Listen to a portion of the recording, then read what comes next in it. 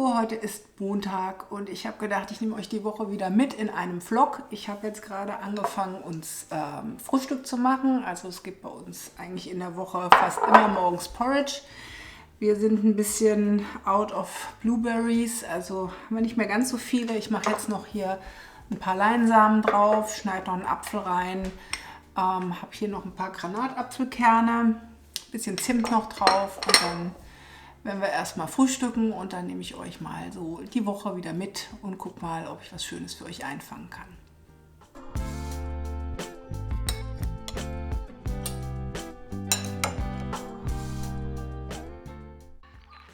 So, wir gehen jetzt eine Runde in die Stadt auf einen Kaffee und ich will noch in einem Haushaltswarenladen was nachgucken. Wir haben richtig schönes Wetter. Wir werden euch gleich noch ein paar Stavanger-Impressionen im Vorfrühling zeigen, aber lasst euch nicht täuschen. Es sind tatsächlich 5 Grad hier und der Wind ist noch ein bisschen kälter. Also es ist noch nicht wirklich Frühling. Aber mit der Sonne ist schon richtig schön.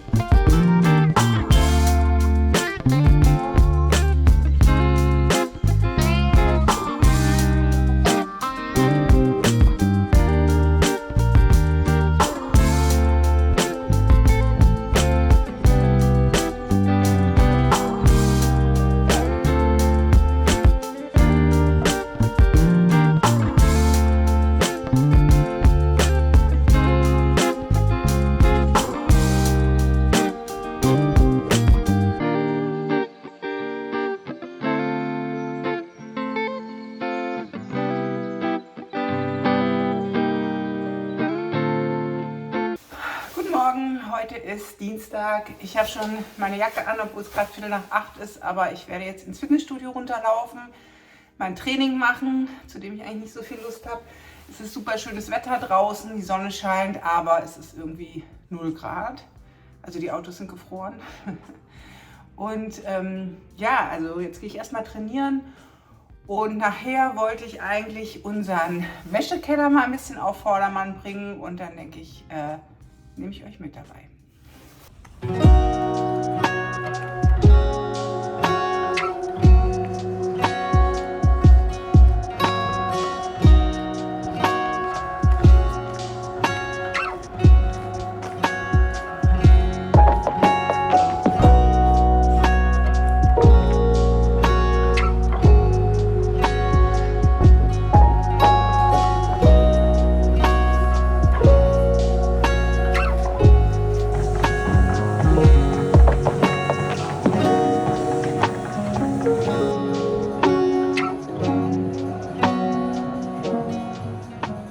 So, herzlich willkommen in meinem Wäschekeller.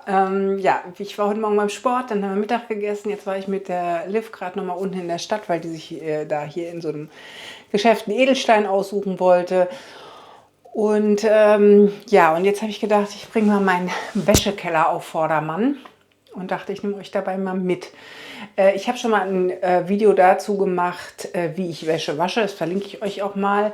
Wahrscheinlich werden es die meisten eh wissen oder machen es ähnlich. Und jetzt ist es aber mal wieder an der Zeit, hier so ein bisschen klar Schiff zu machen.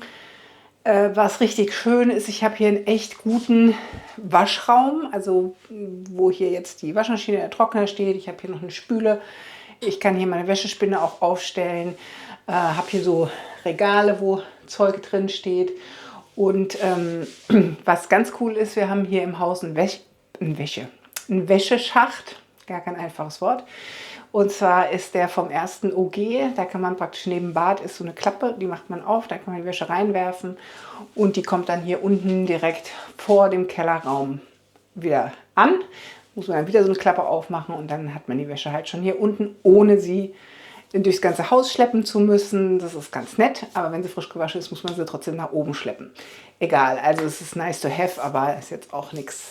Die Kinder fanden es total cool, aber es ist okay. Ja, und ich denke, hier sieht es so ein bisschen aus, als hätte es gebrannt. Ich fange mal an, so ein bisschen hier klar Schiff zu machen. Nehme euch mal mit.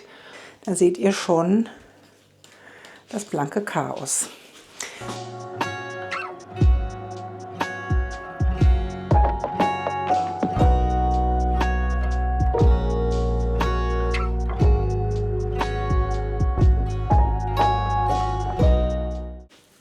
So, was ich jetzt noch machen wollte, ist, dass ich den Trockner und die Waschmaschine mal richtig sauber mache. Also es ist so, dass ich meistens am Wochenende wasche, weil wir ja diese Strom-App hier haben und ich dann eben genau sehen kann, wann der Strom am günstigsten ist. Und das nutze ich dann eben auch aus fürs Waschen und vor allem für den Trockner. Und ja, dann wollte ich euch mal zeigen, wie ich hier Waschmaschine und Trockner einmal richtig sauber mache. Wir haben hier so einen Fliesenboden und auch einen Ablauf im Boden. Das ist natürlich sehr praktisch, wenn man jetzt die Waschmaschine und das alles richtig sauber macht, weil wenn man das, zeige ich euch gleich, wenn man unten an der Waschmaschine dieses Ding aufmacht, dann kommt da immer schon ordentlich Wasser raus. Aber gut, ich nehme euch jetzt mal mit auf die andere Seite, dass ihr es sehen könnt. So, wie ihr es vielleicht jetzt hier erkennen könnt, hier unten ist ja so ein rundes Ding. Das mache ich jetzt mal auf. Hier gibt es jetzt auch so einen kleinen Ablauf. Normalerweise gucke ich immer, dass ich irgendwas habe, was ich noch so darunter stellen kann. Irgendwas, was ich hier noch... Ja, ich glaube, das bringt nicht viel. Aber wir versuchen es. Und dann ist hier so eine Schraube. So, wie ihr seht, da kommt schon immer ganz ordentlich Wasser raus. Ich mache das jetzt gleich mit Feudel auch nochmal weg. Und dann habe ich hier jetzt so ein Teil hier drin. Gut, da ich das jetzt alle paar Wochen sauber mache, ist da jetzt nicht so viel drin. Hier drin sind so ein paar Krümelchen, da gehe ich jetzt gleich nochmal mit einem Tuch rein. Aber da finden sich manchmal schon noch so Münzen oder irgendwas. Also das ist schon immer ganz gut, wenn man das ab und an mal sauber macht. So, weiter geht's. Das habe ich jetzt sauber gemacht. Jetzt wische ich hier einfach mit Wasser innen nochmal die Trommel so ein bisschen sauber, wo auch manchmal so Rückstände sind.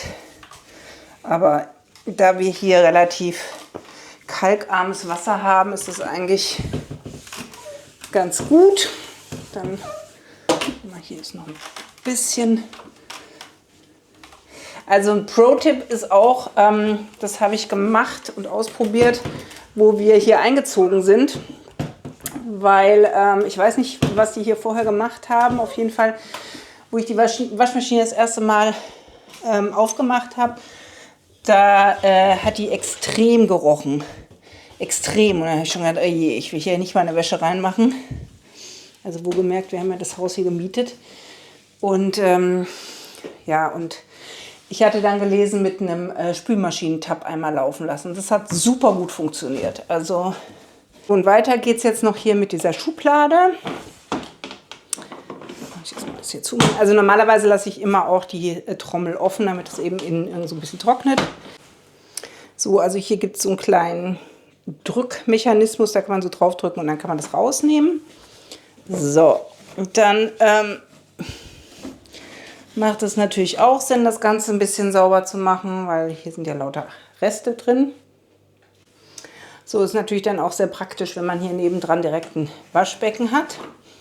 So, und dann, oh Gott, hier oben ist aber auch staubig. So, und dann mache ich das hier wieder rein. Ihr müsst da ein bisschen vorsichtig sein, damit eben hier nicht irgendwas abbricht, weil das dann blöd ist, wieder diesen Hebel. So, und dann ist die Waschmaschine erstmal schon wieder fertig. So, und bei unserem Trockner ist es eigentlich ganz ähnlich. Wir haben hier oben diese Schublade, wo das Wasser aufgefangen wird. Das leere ich ja sowieso jedes Mal, sobald ich den Trockner anhatte. Dann haben wir hier zwei so Dinger, so Siebteile, die mache ich jetzt gleich sauber. Und ich gucke mal, ob ich euch da noch ein bisschen runtergedreht kriege. Bei unserem Trockner, das ist jetzt bei jedem Trockner immer so ein bisschen unterschiedlich, ist aber hier unten noch so ein Teil. Und dann kann man das hier eigentlich relativ einfach aufmachen. Und dann seht ihr, hier ist nochmal so ein Flusen-Staubfilter drin. Der ist jetzt auch schon ganz schön staubig, weil es schon ein bisschen her ist, dass ich den das letzte Mal sauber gemacht habe. Den wasche ich jetzt aus. Und die zwei Dinger mache ich erst den gröbsten Staub raus. Dann wasche ich das alles komplett aus und lasse es hier oben trocknen, weil ich jetzt die nächsten 2-3 Tage sowieso nicht wasche. Und dann ist es eben wichtig, dass es richtig durchgetrocknet ist. So, und jetzt habe ich das hier, wie ihr seht, so ein bisschen auf ein altes Handtuch gelegt. Das kann jetzt hier trocknen. Und was ich halt immer mache, ist, dass ich dann hier unten die Klappe auch auflasse. Nicht, dass ich irgendwie nicht dran denke oder den Trockner anmache und das Zeug ist da nicht drin. Das wäre nämlich dann irgendwie ungünstig. Ja, und damit habt ihr im Prinzip schon euren Trockner, eure Waschmaschine dann sauber gemacht. Ja, und im Prinzip war es das dann schon. Das dauert ja jetzt auch alles nicht wirklich lange, aber es ist so eine Aufgabe, die man eben relativ schnell mal vergisst. Also, oder ich vergesse sie relativ schnell und weil es dann immer zack, zack geht mit der Wäsche und ja, aber ab und an muss man es eben machen und dann ist es auch nicht so schlimm, wie wenn man es jetzt ewig nicht gemacht hat. So, ich glaube, heute passiert hier nicht mehr viel. Ich nehme euch morgen weiter mit. Bis dann.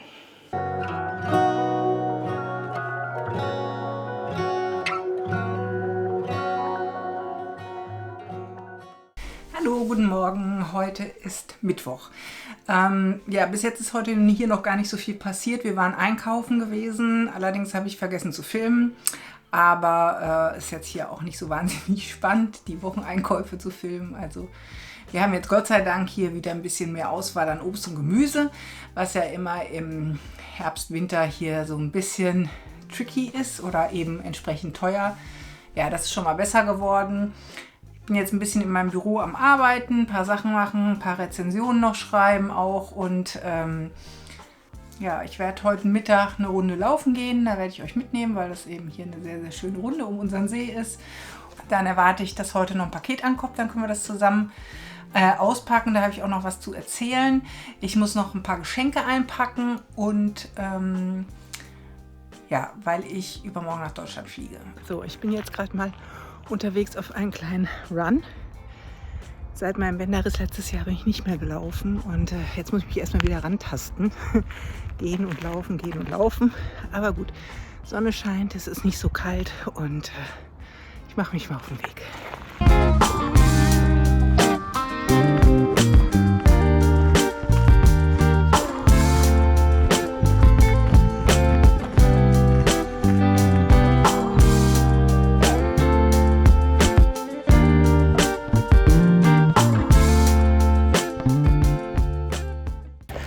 So, Run vollendet.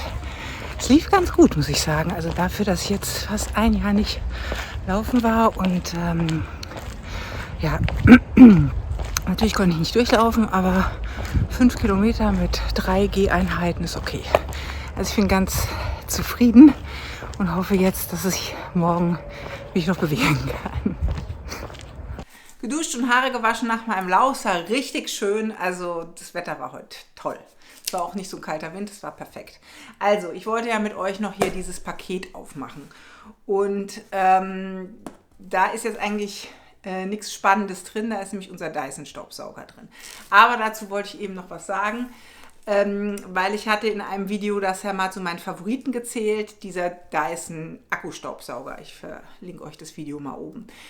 Und faktisch muss ich meine Recommendation hier zurücknehmen, weil das ist jetzt der zweite neue Staubsauger, den wir für den ursprünglich gekauften bekommen haben und die 4.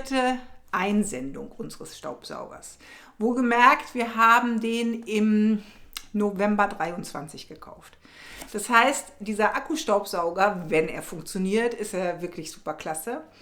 Aber ja, so quasi alle 3 bis 4 Monate ist er tot.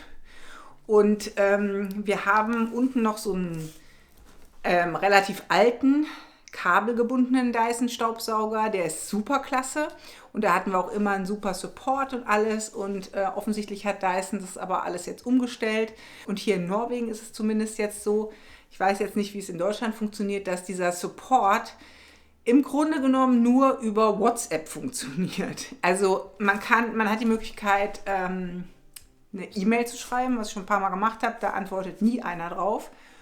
Oder eben über WhatsApp. Und dann geht man in so eine Art WhatsApp-Chat und dann wird man alles Mögliche abgefragt und dann dauert das ungefähr, ich würde sagen, 2 bis 8 Stunden, bis sich einer da zurückmeldet. Und dann fragen die halt, ja, logischerweise nach ihren Protokollen, haben sie das schon probiert, haben sie das schon probiert. Das ist also extrem ärgerlich. Und tatsächlich ist es auch so, dass wir eigentlich am liebsten den Staubsauger zurückgeben würden, weil es ist natürlich auch keine Idee, jetzt diesen Staubsauger alle 3 Monate einzuschicken und dann im Schnitt 10 bis 14 Tage darauf zu warten, dass der entweder repariert oder eben ersetzt wiederkommt. Weil wenn ich ein Gerät habe, möchte ich, dass es halt Langzeit funktioniert. Und da es jetzt zum 4. Mal passiert ist, ist unser Vertrauen in den Dyson Akkustaubsauger nicht wirklich groß. Und ich kann mir vorstellen, wenn die Garantie mal abgelaufen ist, dann, dann kann ich ihn dann quasi nach 3 Monaten in die Tonne kloppen. Also das ist super, super ärgerlich. Deswegen würde ich euch den nicht mehr empfehlen. Also ich würde keinen Akkustaubsauger von Dyson mehr empfehlen. Der Support, also hier zumindest in Norwegen, ist schlecht. Also sehr schlecht. Weil wir das letzte Mal auch gefragt haben, ja, wir würden ihn gerne zurückgeben. Und dann kommt so, ja, die Zeit, um ihn zurückzugeben, wäre vorbei. Ach, also es ist schon, also ich habe mich da schon echt richtig viel geärgert, vor allem weil dieses Teil ja auch nicht gerade günstig ist.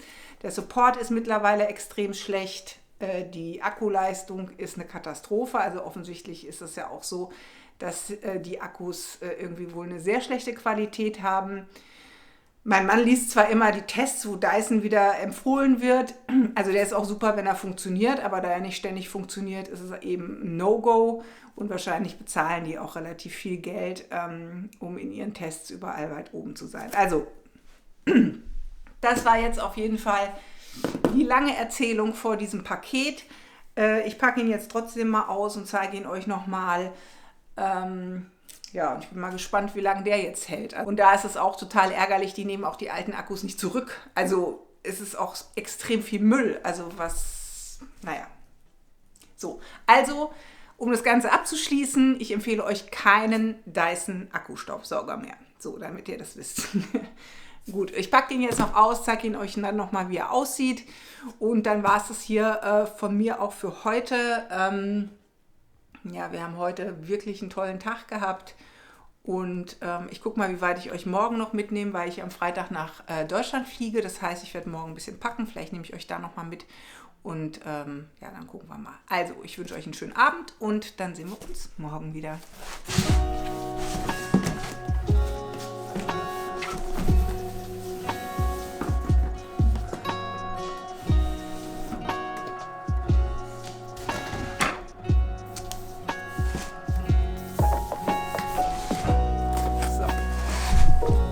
Das ist er, V12 Detect Slim, ist jetzt nicht das neueste Modell, aber gut.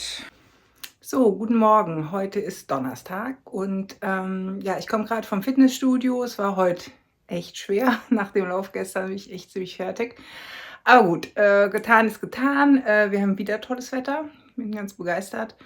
Und jetzt werde ich gleich was zum Frühstücken machen und dann werde ich anfangen, meinen Koffer für morgen zu packen.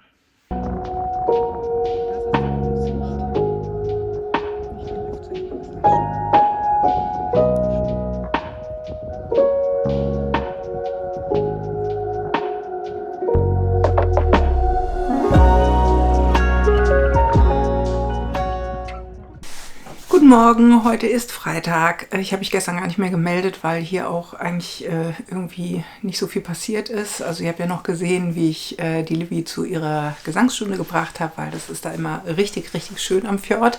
Habe ich euch noch ein paar Bilder reingepackt. Und ja, ich fliege jetzt in 3 Stunden nach Deutschland.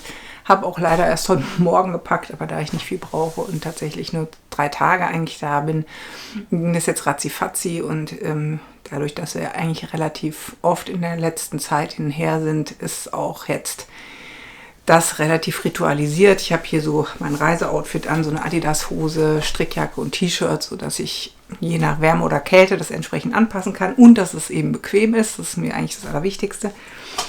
Und ich filme euch jetzt nochmal hier runter in meinen Koffer. So sieht das aus. Also ich habe hier jetzt nur so einen Gepäckbeutel mit. Hier drunter habe ich Kulturbeutel, Schminktäschchen, Bürste. Noch eine kleine Crossbody-Bag, die von Uniqlo, weil ich dann immer so einen großen Rucksack eigentlich mitnehme.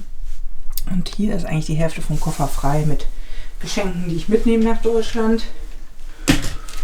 Ja, und das ist jetzt hier mein Rucksack, der mitkommt.